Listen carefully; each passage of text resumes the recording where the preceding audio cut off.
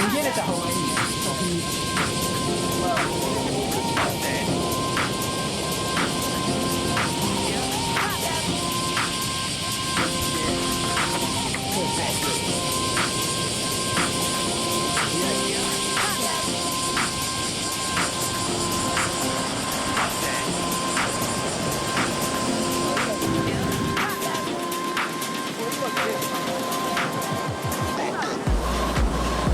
これのタイプセットだけで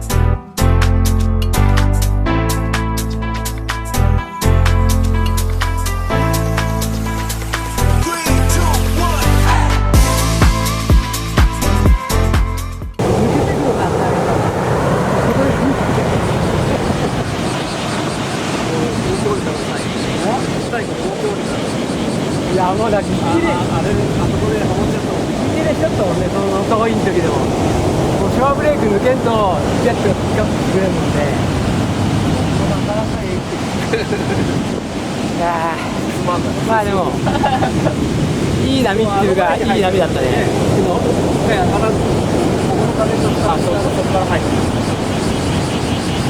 ちょっとでもサイズがやっぱ下がったね。下がったけど、手前は面倒くさくなって、けど今だったらいけそう。ここ行けそうだね。ここがハイセットがこっち側に入るようになったもんさ、こっから見るとちょっと南西とか西っぽいような感じになってないですか。なんでこれ流れも逆なしで、そうだよね。昨日もこう流されたもんね。